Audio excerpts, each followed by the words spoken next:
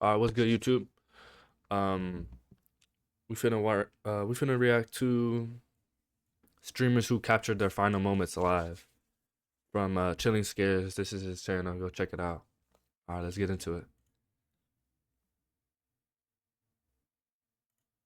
Jean Parmenov, real name Raphael Gravin, was once the largest French streamer on Kick, as well as the fourth most watched creator on the platform as a whole. Viewers watched for his rage-filled reactions to losing in different games. And while he started off playing video games, he eventually transitioned into doing more IRL streams, many of which included him hanging out with other French streamers. He was on track to becoming even more famous. And with that goal in mind, Jean and his partners announced their biggest project to date in August 2025, a marathon stream. Put simply, they were going to stream every second of their lives for at least 10 days. And things went just as planned at first, with the marathon lasting over 12 days. But just when it seemed like the continuous stream would never end, a single tragedy brought everything to a halt.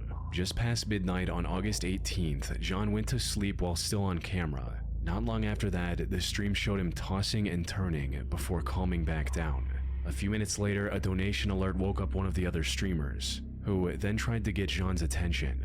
Jean, however, was completely unresponsive. They quickly ended the stream and rushed Jean to the hospital. Sadly, it was too late. What 46-year-old Jean. What the fuck? Oh, they basically slept with someone that. Damn. Did he have like a bro? What? We want to see what happened. What happened? Jean Parmenov had already passed away in his sleep and was officially pronounced dead at around 4 a.m. This was devastating What news for the tens of thousands of fuck? fans who love tuning into his streams every single day. But as the headlines spread across the internet, more people began looking into the events leading up to the incident.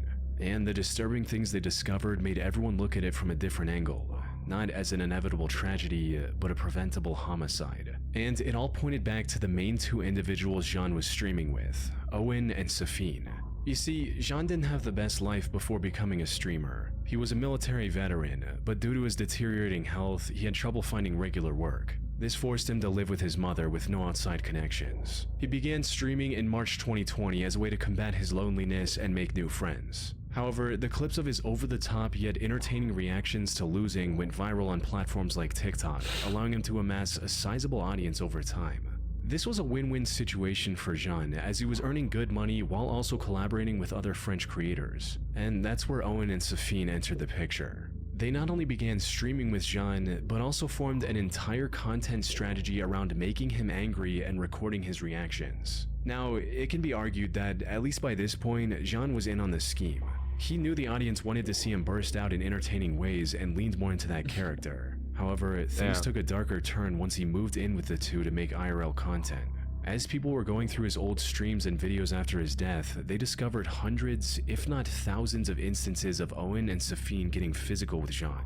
And it wasn't something lighthearted and fun. Now, I can't show the vast majority of these instances or describe what happened in them on YouTube due to just how graphic and abusive They they was are. just trying to All I make can him say mad. is that Owen and Safine's it was- harassment included everything from rather harmless stunts like breaking an egg on his head to acts that could be potentially life-threatening. This type of behavior was a consistent part of their streams, where they essentially treated Jean as a living punching bag. And the marathon stream was also more of the same, with everything tuned to the max to increase shock value and by extension their viewership. That's weird. So when Jean tragically passed away on stream, many on the internet pointed fingers at the two behind it all, Owen and Safine. People argued that his already frail structure was made significantly worse by the constant stress he was under from the two. Worst of all, they seemed like they were well aware of this, as just days before his end, they made Jean declare on stream that if anything were to happen to him, it wasn't their fault. What? Ouais, alors que. Ah non, à moins qu'ils disent face caméra là maintenant, que si demain il meurt en plein live, c'est dû à son état de santé de merde, pas. Dis face caméra que si demain tu meurs sur scène, c'est dû. Mais oui, comme Dalida a dit. S'il m'arrive quelque chose en live, que ça vient pas de. Ouais, mais que ça vient pas d'eux. The online backlash also sparked an investigation into Jean's death. According to Owen's lawyer, everything they did to Jean on stream was consensual and nothing more than an act for the sake of entertainment, stating, "There were things that were scripted, there was improvisation, there were shots that were simulated. What you see on the screen is not the reality of what was being experienced."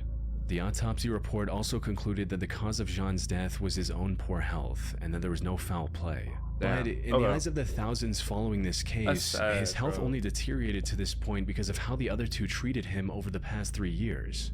That said, the investigation is still ongoing, and for now, it's unclear how it will end. Shit, bro. Valeria Marquez was a 23-year-old Mexican model, businesswoman, and digital creator from Jalisco, Mexico. She showed interest in the world of beauty and fashion from an early age, and following her dream, managed to receive the title of Miss Rostro in 2021. The fame from this title allowed her to open her own salon named Blossom the Beauty Lounge in Jalisco, as well as kickstart her online career on platforms like TikTok and Instagram. In addition to posting her latest modeling photos, she also streamed on these platforms almost every day from her salon to share beauty and fashion with her viewers. Things were looking good for Valeria. She amassed over 320,000 followers across both platforms, with her eyes set on even bigger goals. However, before Valeria could realize these dreams, her life was cut short in an incident she had no way of anticipating. On the afternoon of May 13, 2025, she went live on TikTok as usual. But just as she was about to start talking about new fashion and beauty tips, she was interrupted by a delivery. Someone had apparently sent her a stuffed animal as a gift. She returned in front of the camera to show it off, but was interrupted once again by the delivery driver asking her to confirm her name. She then muted the stream to talk to the delivery driver, but as soon as she did, the guy pulled out a firearm and fired multiple shots at Valeria. By the time medics arrived, Valeria had already passed away. Damn. The killer had also fled the scene without a trace. The only clue police had to identify him was a single second of their voice that was broadcast live through Valeria's stream. Hola. Sí. Unfortunately, that hasn't been very useful. The police still haven't identified the perpetrator at the time of writing.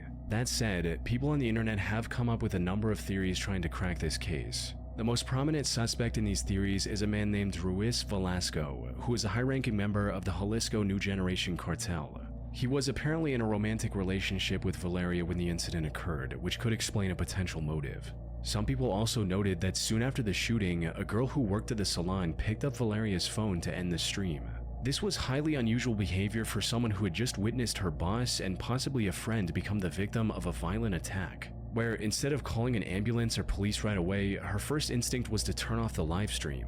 This odd behavior has led many on the internet to point her out as a possible accomplice of the killer. That said, there isn't any evidence to confirm or deny these theories for now, and the police haven't made much progress either, leaving Valeria's case unsolved for the foreseeable future.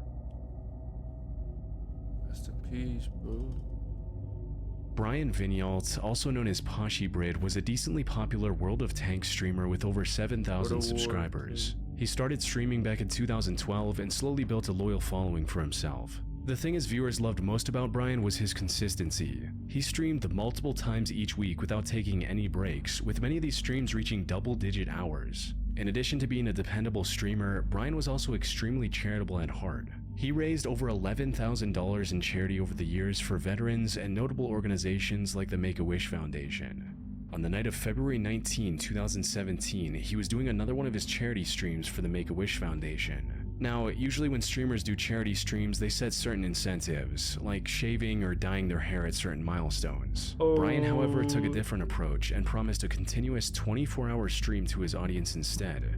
The plan worked as expected, allowing him to gather over $2,400 from his audience by the 20-hour mark. He also pledged to donate $500 of his own money in addition to all the donations. However, just as the long stream was about to end, something happened that no one could have anticipated. At around the 22-hour mark, Brian stepped away from the camera for a short smoke break, but he never came back. His audience, however, wasn't worried one bit.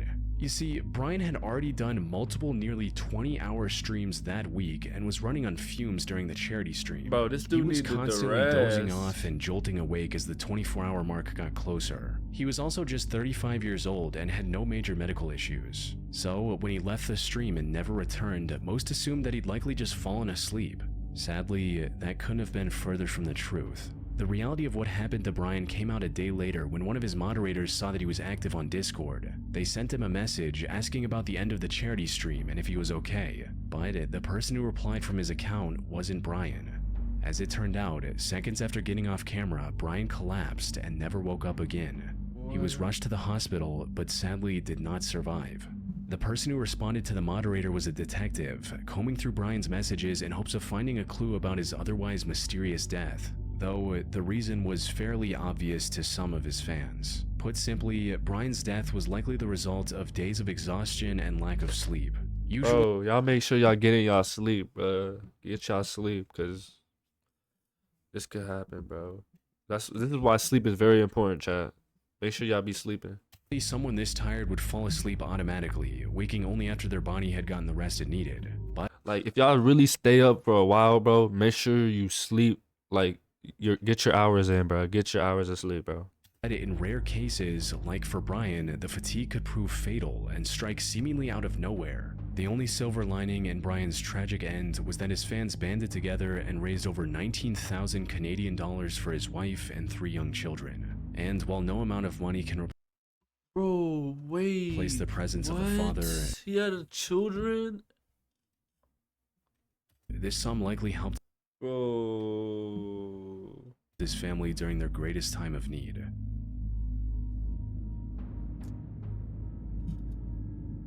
Bro, this is On August 31st, 2020, Ronald McNutt, better known as Ronnie, went live on Facebook. He streamed on the platform quite often and even had a small but dedicated fan base. These streams usually covered topics like comics, movies, and other pop culture stuff, as Ronnie had been a big fan of superhero media since childhood. And this stream looked no different at first glance. What none of the viewers tuning into this particular stream knew, however, was that they were about to become witnesses to a horrific tragedy. And while the incident itself seemingly came out of nowhere, the path leading up to it did not. Ronnie was born on May 23, 1987 in New Albany, Mississippi, and had a fairly ordinary childhood. Growing up, he had a normal school and social life, and like many other teenagers of that era, developed an interest in comic books as well. However, things changed when he decided to join the army in the mid-2000s. And after finishing his training, went on to serve the US in the Iraq War in 2007 and 2008. The war unfortunately took its toll on Ronnie. He developed severe post-traumatic stress disorder, or PTSD, from the atrocities he witnessed during deployment and became a fundamentally different person. As his close friend Josh Steen later described, "He didn't seem to be the same guy that left for Iraq once he exited the service. I spent many a late night in our studio via text message and in person talking with him about life and his struggles." However, despite suffering from PTSD and depression, Ronnie tried his best to be the jolly guy he always was. He also spent much of his time raising awareness about the issue and trying to help other veterans who'd gone through the same experience as him. And when he wasn't advocating for veterans' mental health, he was working hard to get his life back in order, starting with getting a job in the local Toyota factory and also starting a relationship. His streams on Facebook, as well as his Just Us Geeks podcast with Josh, were also a part of his plan to regain some semblance of normalcy. The goal was to rekindle the love for superhero media he had before his military deployment.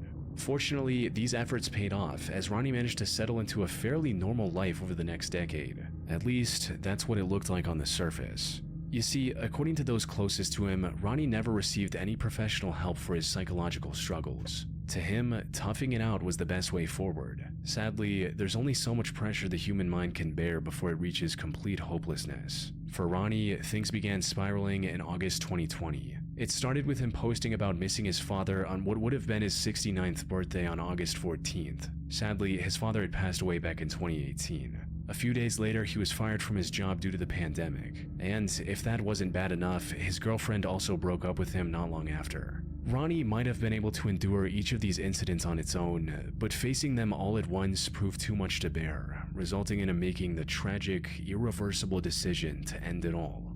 On the 31st of August, he went live on Facebook with a firearm by his side. His friend John was one of the early viewers and quickly realized what was going on. He immediately called the police and also rushed over to Ronnie's house. In the meantime, he also contacted Facebook, hoping to get the live stream taken down before anything happened. Facebook, however, refused to take the stream down, stating that it did not violate any of their policies. Josh also tried to call Ronnie himself, but he did not answer. A few minutes later, Ronnie received a call from his ex-girlfriend, who was likely prompted by others to reach out. Sadly, this call led to a brief argument between the two, resulting in Ronnie saying his final words. The cops were already outside, preparing to speak to Ronnie through a megaphone. Unfortunately, neither they nor Josh was able to reach him in time. The stream also kept going for minutes afterward, giving people plenty of time to record and spread the aftermath of the incident across the internet. Platforms like Facebook and TikTok came under fire for not controlling the spread of the footage in time. Though, as more people became aware of Ronnie, looked him up online, and reached his Facebook profile, they were greeted with his somber final words in a final post reading, "Someone in your life needs to hear that they matter, that they are loved, that they have a future. Be the one to tell them." Bro, this is crazy, bro. I'm speechless. Hope y'all guys enjoyed this little reaction. Yo, make sure y'all loved ones is, make sure everyone doing all right. Check up on everybody. Get sleep. Get people around you that, that'll lift you up. Hang around the good crowd. And yeah, catch y'all later, bro. Y'all stay safe.